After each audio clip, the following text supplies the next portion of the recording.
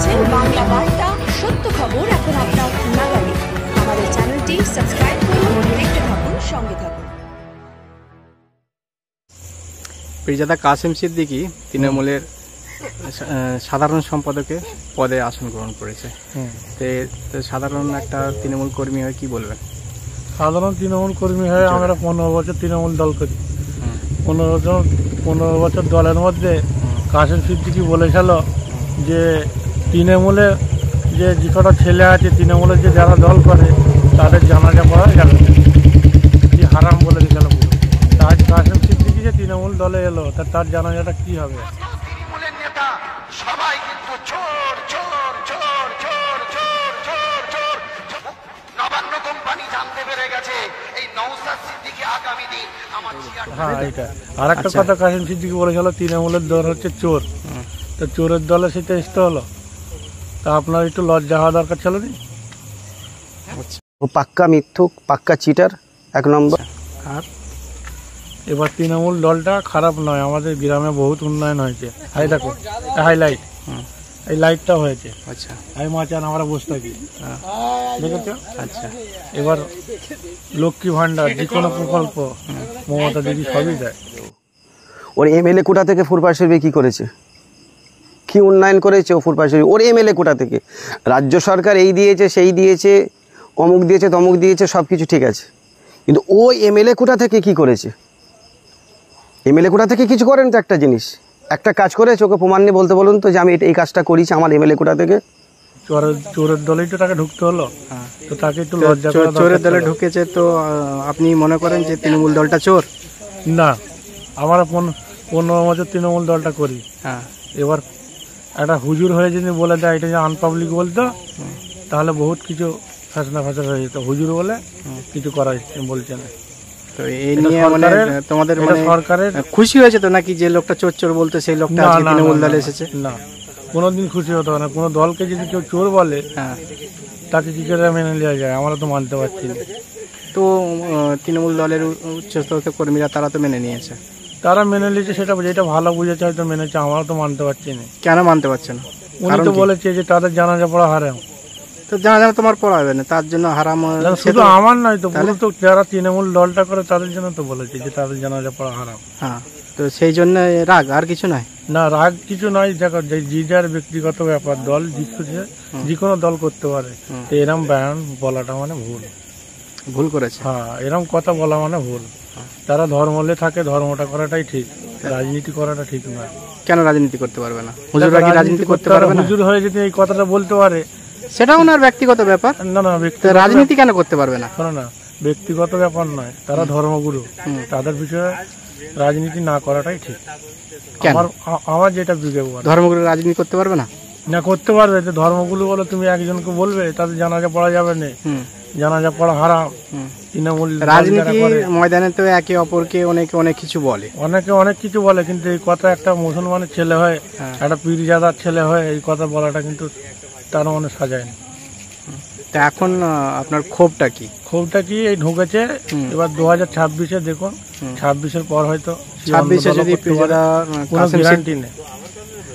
যদি পীরজাদা কাসেম সিদ্দিকীকে কোনো জায়গা থেকে প্রার্থী করে, তো এ নিয়ে মতামত কি? মতামত আমার তো পছন্দ না। আমি একটা মুসলমানের ছেলে, কোনো মুসলমানের ভাই যদি বলে তার জানাজা পড়াটা হারাম, এটা কোনোদিন আমি মেনে নিতে পারছি না। শুধু এই কথার কারণে মানে তাকে মেনে নেওয়া যাবে না? না, শুধু এই কারণে নয়, এরকম তো মানে একে অপরকে অনেক কিছু বলে থাকে। অবশ্যই, কিন্তু একটা মানুষ যদি বলে যে এই দলটা করা তাদের জানাজা পড়া মানে হারাম, তো উনি ফের ওই দলে ঢুকে এলেন, তাহলে উনি কি ওই কথাটা বলে কি জায়গা করার? এটা তো সকলেরই জানা যে এই কথাটা উনি বলেছেন, বা এই কথা কারো মানে যে অজানা তা তো নয়।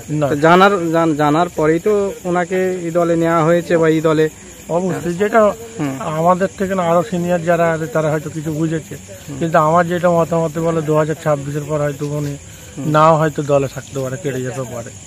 উনি হয় স্বার্থের জন্য জল করে, স্বার্থের জন্য দল করছে কাসেম সিদ্দিকী। হ্যাঁ, স্বার্থ ছাড়া উনি কিছু বোঝে না। নাহলে উনি ওই কোনো দলের উপরে বলতে পারে যে উনি যে ওই দলটা করলে তার জানাজা পড়া হারাম।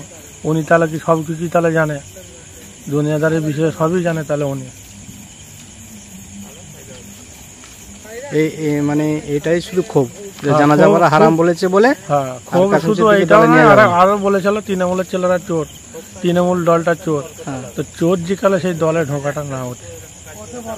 তো উনি বলবেন কেন যে তোর দলটা চোর? দলটা যদি চোর হতো এত উন্নয়ন হতো না। আজ মাদ্রাসা, মসজিদ এবং আমাদের এখানে, তো ওটা তো রাজনৈতিক ময়দানে আসতে গেলে অনেকে অনেক কিছু বলে থাকে, অবশ্যই বলে থাকে, অনেকে একে অপরকে অনেক কিছু বলে, অবশ্যই বলে সেটা তো রাজনীতির ময়দানে হয়ে থাকে। এটার জন্য আবার ক্ষোভ কিসের? ক্ষোভ কিছু নয়, যে উনি একটা কথা ব্যানটা বলেছিলেন না যে ওই দল করলে। সাধারণ কর্মী হিসাবে আপনি বলতে চাইছেন যে ওই কথাটা বলেছে বলে আমার পছন্দ নয় না, আর এই জন্য আচ্ছা, এই জন্য সাধারণ মানুষ কি মানে আপনাদের মতো মানুষরা যারা তৃণমূলের মানে একনিষ্ঠ সমর্থক, তারা কি যারা প্রকৃত তৃণমূল তারা হয়তো মেনে নিতে পারবে না। কেন? আমরাও তৃণমূল দলটা করি, কোনো দলকে যদি চোর বলে সেই দলে যদি ফের ওই ব্যক্তিটা ঘুরে আসে, সেটা আমার পক্ষে মেনে নিতে পারছি না। মানে বলতে চাইছেন যে এক সময় মানে সেই ব্যক্তিটা বিরোধিতা করেছি, আর এখন তার সমর্থন মানে করাটা মানে ঠিক মনে হচ্ছে না। না, আমার কি মনে হচ্ছে মানে মুসলমান, তুমি একটা মুসলমান হয়ে যদি এই কথাটা বলতে পারো তার জানাজা পড়া হারাম, তাহলে তুমি কার অভিনয় পেয়ে তুমি বললেন যে জানাজা? কাসেম সিদ্দিকী কি মনে হয় যে এই দলে তৃণমূল দলে থাকবে 26-এর পরে? না, 26-এর পরে উনি থাকতে নাও পারতো। আমার যেটা ধারণা। কেন থাকবে না? উনি স্বার্থের জন্য পার্টি করে। স্বার্থের জন্য পার্টি করে? নাহলে উনি ওই কথা বলতে পারে যে ওই দল করলে তার জানাজা পড়া যাবে না, এমন এরম দল করলে তারা চোর। উনি তো সবই জেনে গেলেন। তাহলে উনি হয়তো 2026 পরে আমার যেটা ধারণা হয়তো নাও থাকতে পারে উনি। তো মানে একটা গুরুত্বপূর্ণ পদে মানে রয়েছে, আর সে 2026-এর পরে কেন থাকবে না? 2026-এর পরে হয়তো মনে হচ্ছে মিলছে না, হয়তো কেটে যেতেও পারে উনি। কেন কেটে যাবে? মনে হচ্ছে হয়তো তার হয়তো মিলছে না। কি মনে হয় কোথায় প্রার্থী দেবে বলে মনে হচ্ছে? হ্যাঁ, কোথায় প্রার্থী হবে বলে মনে হচ্ছে? প্রার্থী দেখো, সেইটা ব্যক্তিগত ব্যাপার নাও হতে পারে, কিন্তু হয়তো লোককেও হয়তো মেনে নিতে নাও পারে। আমি তো মেনে নিতে পারছি না। একটা দলকে যদি চোর বলে, 15 বছর দল করি তৃণমূল, দিদিকে ভালোবাসি, কেউ যদি বলে যে সেই দলটা চোর, আমি কিন্তু মেনে নিতে পারছি না। এক সময় বিরোধী ছিল, এখন তো দলে এসে গেছে, তো সেগুলো ভুলে যায় না। আমি তোমার কথাটা অন্য করছি, অবশ্যই দলে এসে গেছে, কিন্তু এসে গেছে বলে যে একটা লোক এই কথা বলবে, দুদিন পর তো অন্য কিছু কথা বলতে পারে। তো ওটা ভোলানো যাবে না? কি করে ভোলানো যাবে বলো? কেউ যদি বলে জানাজা পড়া হারাম, ওইটা কেরাম দ্বারা লোক ভুলতে পারবে? সে তখন বিপক্ষে ছিল বলেছে, কাসেম সিদ্দিকী বলেছে জানাজা পড়া হারাম এই দল করলে, আবার সেই দলে সে ঢুকলো, তাহলে এটা কি? তো তাহলে কাসেম সিদ্দিকীর উপরে এই ক্ষোভটা ছাড়া আর কিছু ক্ষোভ?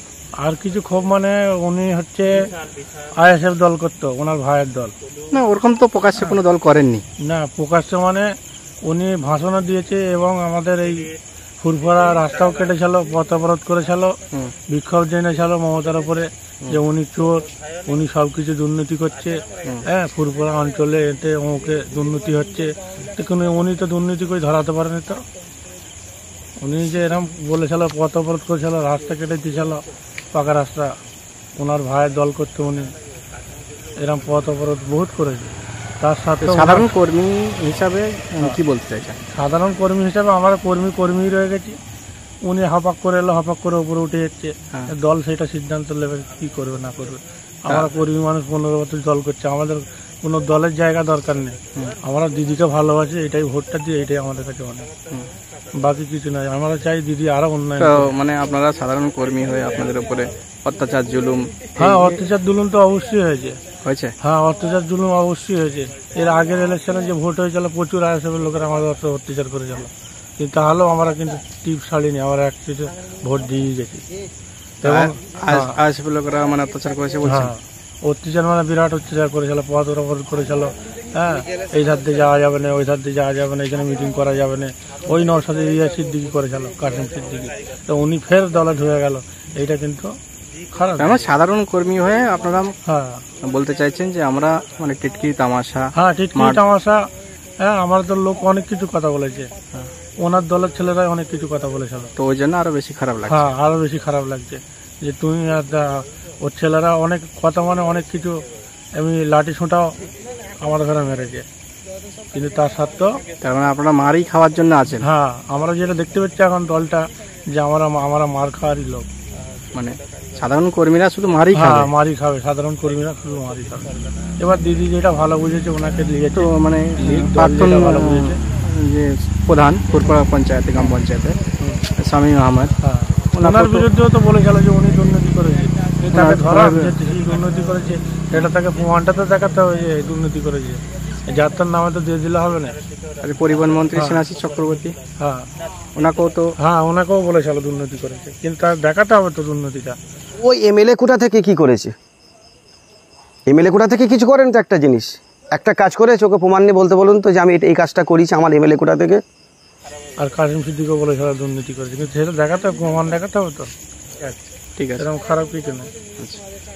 মানে দলে কি তোয়া সিদ্দিকী এলে খুশি হতেন? হ্যাঁ, যদি প্রকাশ্যে যেমন কাসিম সিদ্দিকী এসেছে সেরকম যদি তোয়া সিদ্দিকী আসতেন, প্রিয়জা তোয়া সিদ্দিকী যদি তৃণমূল দল আরো মজবুত হতো, দল আরো মজবুত, খুশি হতেন, এটাই তো।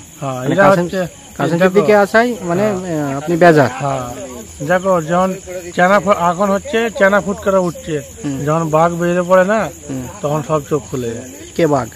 এই তোয়া সিদ্দিকী, উনি হচ্ছে বাঘ। উনি যদি বেরিয়ে যায় তো মোটামুটি ভালোই উন্নতি হবে, সবকিছু পরিষেবা প্রকাশ্যে আসা দরকার মনে করছেন? অবশ্যই তোয়া সিদ্দিকী আসা দরকার। আর মানে বাকি কর্মীদের উদ্দেশ্যে কিছু বলবেন? কর্মী সাধারণ কর্মী রয়ে যাচ্ছে, 15 বছর তো দলটা করছে, সাধারণ কর্মী হয়ে যাচ্ছে। সাধারণ কর্মী না মারই খেয়ে যাচ্ছে, মার খেয়ে যাচ্ছে, আর এরকম জুলুম অত্যাচার এগুলোর জন্যই আছে, করেই যাচ্ছে। এটাই চুপচাপ হাট, শেষ কথা এটাই, মানে সাধারণ কর্মী না মার খাওয়ার জন্যই আছে, মার খাওয়া, জুলুম অত্যাচার টিটকিট তামাশা যা করা হ্যাঁ এদের উপরে করো, হ্যাঁ এটাই মূল কথা, এটাই তো।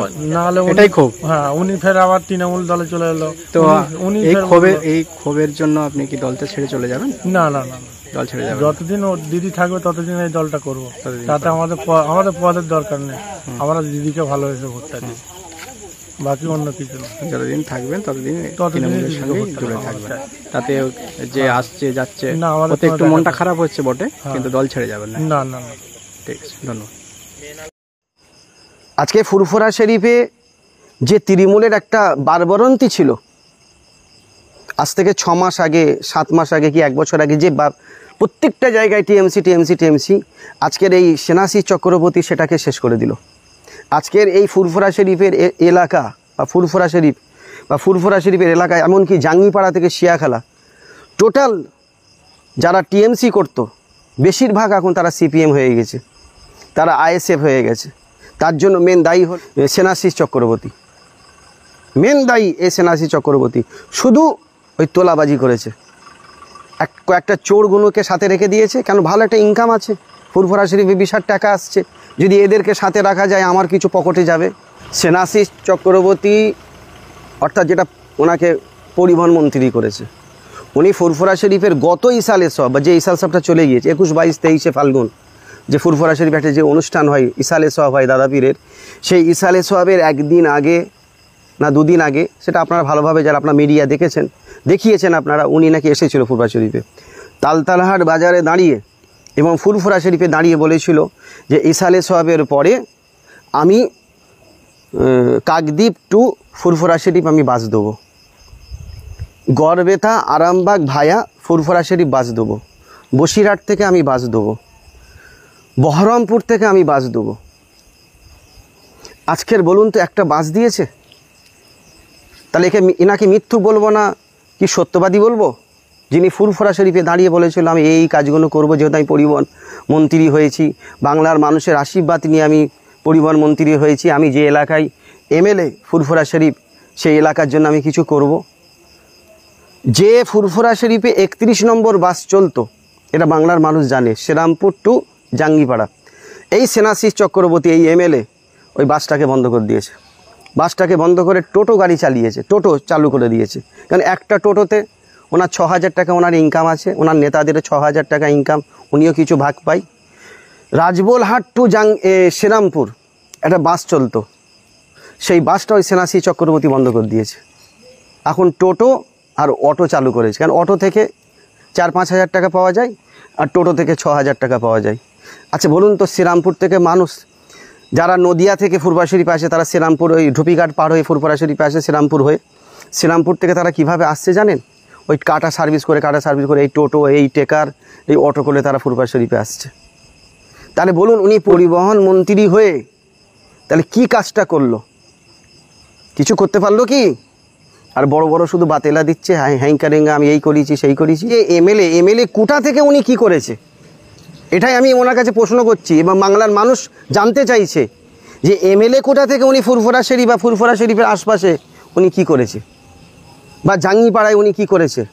বলুন তো কি করেছে, ওনাকে জিজ্ঞাসা করুন তো কি করেছে। একজন পরিবহন মন্ত্রী আসছে, সেখানে কত লোক হওয়া দরকার? মিনিমাম 1000 লোক হওয়া দরকার। মাত্র 24 জন লোককে নিয়ে উনি সভা করেছে। 24 জন, আমি নিজে গুনিছি 24 জন। আমি গিয়েছিলাম, ওনার নেতারা আমাকে ডেকেছে, আমি ঘুরছি। মাত্র 24 জন। আর 2.5 ঘন্টা, কিছু কম 2.5 ঘন্টা উনি বক্তব্য রেখেছে। উনি যদি এতই উন্নয়ন করে থাকে, আমি এত কিছু করেছি, আমার থেকে এই হয়েছে সেই করেছে, আমরা এত কিছু করেছি, তাহলে মানুষকে শর্টে বোঝালে তো বুঝে যেত। এত ডিসকাস করে বোঝার করা দরকার কি? সত্যি যদি উন্নয়ন করতো তাহলে 2.5 ঘন্টা বকবক করার দরকার কী ছিল? শর্টে বললেই তো মানুষ বুঝে যেত। একে প্রশ্ন করছে সেনাসি চক্রবর্তী কি করেছে, এমএলএ কোটা থেকে কি করেছে, তো ওনাকে জিজ্ঞাসা করুন উনি কী করেছে, উনি দেখা কি করেছে, মানে এমএলএ কোটা থেকে কি করেছে? শুধু ভাঁওতা। আজকের টিএমসি, ফুরফুরা শরীফের টিএমসি পার্টিটাকে নষ্ট করে দিল একমাত্র সেনাসি চক্রবর্তী। টিএমসি যারা নেতা, যারা 11 বছর আগে নয়, তারা 17 বছর থেকে টিএমসি করতো, যারা ঘর ছাড়া হয়েছে, বেলপাড়ার কিছু ছেলে, আমাদের দক্ষিণডি ছেলে, রামপাড়ার ছেলে, লীলালপুরের ছেলে, বুঝতে পারছেন না, এই আমাদের কসাইপাড়ার ছেলে, মিরসাহেব মহল্লার ছেলে, যারা টিএমসি 17 বছর ধরে মার খেয়েছে, যারা এই অ্যাক্টিভ ছিল, ওই সেনাসি চক্রবর্তী সব সরিয়ে দিয়েছে, সবাইকে সরিয়ে দিয়েছে। তৃণমূল কর্মী, হ্যাঁ, তৃণমূলকে ভালোবেসে এই দলের সঙ্গে যুক্ত আছে, হ্যাঁ, হ্যাঁ, আর এই দলের সঙ্গে থাকতে চাই। হ্যাঁ, অবশ্যই। ঠিক আছে, যতদিন দলটা থাকবে ততদিনই থাকবো। 2026-এ কি মনে হচ্ছে? হ্যাঁ, 2026 জিতবো আমরা। জিতবেন? হ্যাঁ, নিশ্চিন্ত? কোনো সন্দেহ নেই, কনফার্ম। যদি কাসিম সিদ্দিকী কোথায় মানে প্রার্থী হিসাবে করে, সেখানে কি দেখো, কাসিম সিদ্দিকী দিবে? যেখানে প্রার্থী হিসাবে করবে সেটা ওইখানকার লোকই জানবে যে কাসিম সিদ্দিকী কি করেছে, কি বলেছে দলের বিষয়ে। তো কি মনে হচ্ছে, জিতবে না হারবে? হ্যাঁ, মানে না, আমার তো সেরকম তো মনে হয় না যে কাসিম সিদ্দিকী দাঁড়ালে জিতবে। দেখো, এরা তো না প্রার্থী করাটাই ভালো, উচিত, না প্রার্থী করাটাই তাকে উচিত। কেন? ওনারা ভাষণ দেয় প্রচুর, কাজে কম সেরকম কিছু। কাজ করে দেখাতে হবে, মানুষের কাজের দরকার।